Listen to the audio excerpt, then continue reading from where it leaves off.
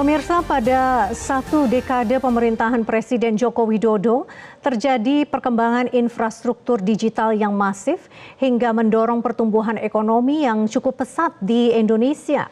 Digitalisasi sebagai upaya mewujudkan public service delivery yang lebih efektif dan efisien yang bermuara pada percepatan pemulihan ekonomi nasional.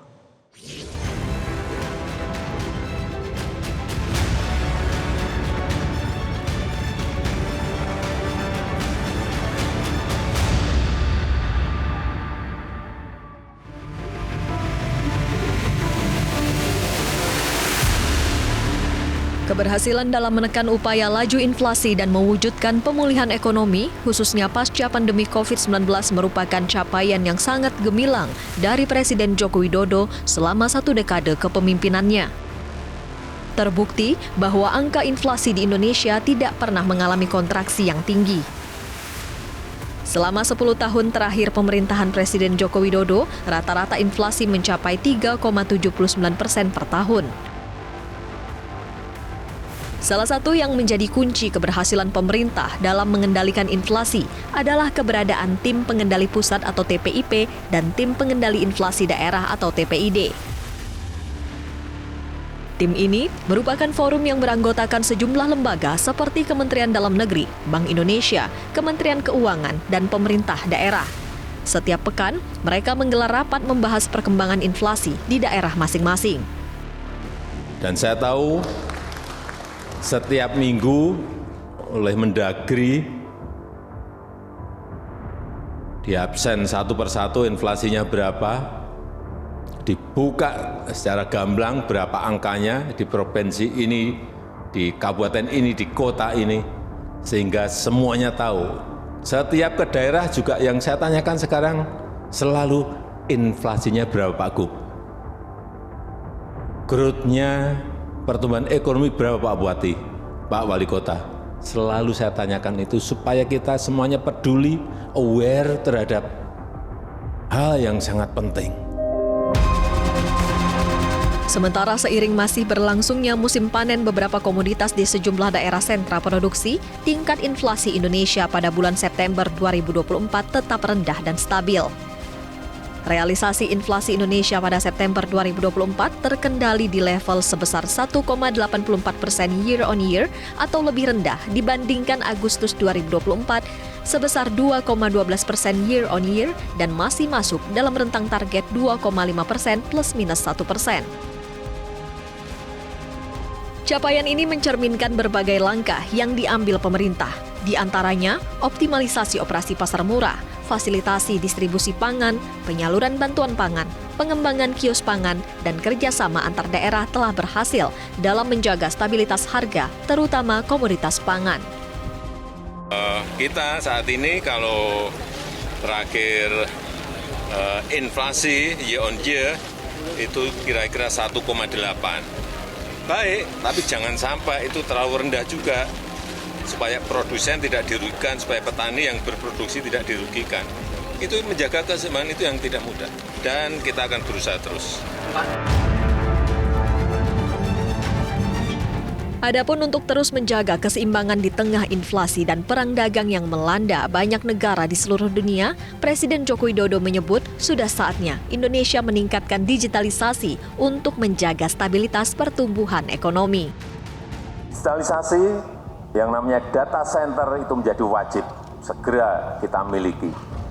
Yang kedua, data analitik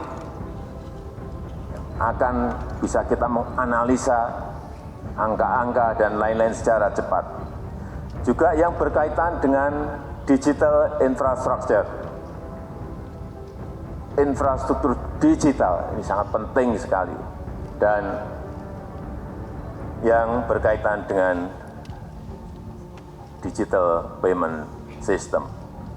Ini utamanya perbankan, saya kira sudah masuk ke sana semuanya. Selama 10 tahun pemerintahan Joko Widodo, transformasi digital Indonesia terus meningkat sebagai fondasi akselerasi inovasi dan pertumbuhan ekonomi. Pertumbuhan transformasi digital di Indonesia tidak bisa dilepaskan dari peran Kementerian Komunikasi dan Informatika yang telah merealisasikan sejumlah program. Salah satu pencapaian paling signifikan sepanjang 1 dekade ini adalah peningkatan kecepatan internet. Dari kecepatan rata-rata 2,5 Mbps pada 2014, kini telah berhasil meningkat hingga 25 Mbps saat ini. Ini adalah peningkatan 10 kali lipat yang telah mengubah cara masyarakat bekerja, belajar, dan berinteraksi. Transformasi digital tidak hanya soal kecepatan internet. Di bawah arahan Presiden Joko Widodo, Kemenkominfo juga fokus pada pemerataan akses internet di seluruh Indonesia. Di antaranya, meluncurkan satelit Satria 1, pembangunan Base Transceiver Station atau BTS, dan jaringan serat optik nasional Palaparing. Melalui pelaksanaan rangkaian program-program tersebut, Kominfo berhasil meraih sejumlah target dalam pengembangan infrastruktur digital, yakni terdapat 332 lokasi baru penyediaan BTS 4G di wilayah 3T, tertinggal, terdepan, dan terluar.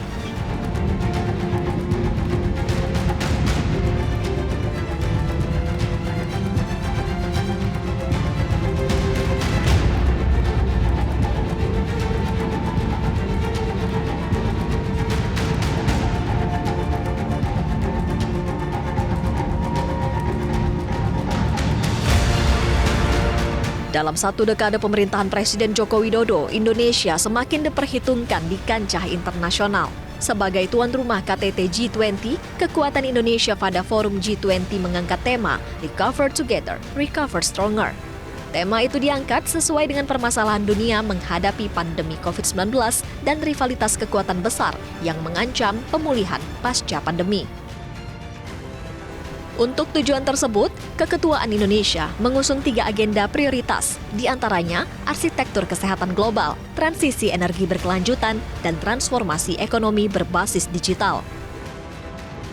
KTT G20 di Bali yang digelar pada 15 dan 16 November 2022 menghasilkan sejumlah kesepakatan, di antaranya G20 Bali Leaders Declaration yang terdiri dari 52 paragraf dan menegaskan beberapa komitmen strategis. Di antaranya, terbentuknya dana pandemi, Pandemic Fund, Resilience and Sustainability Trust, dan komitmen dalam penanganan krisis iklim.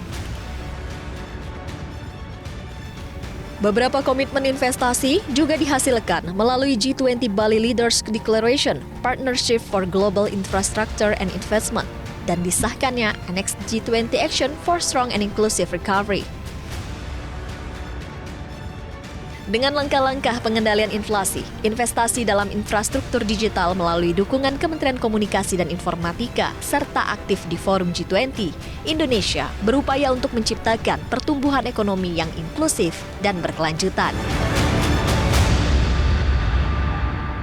Jelajahi cara baru mendapatkan informasi. Download Metro TV Extend sekarang.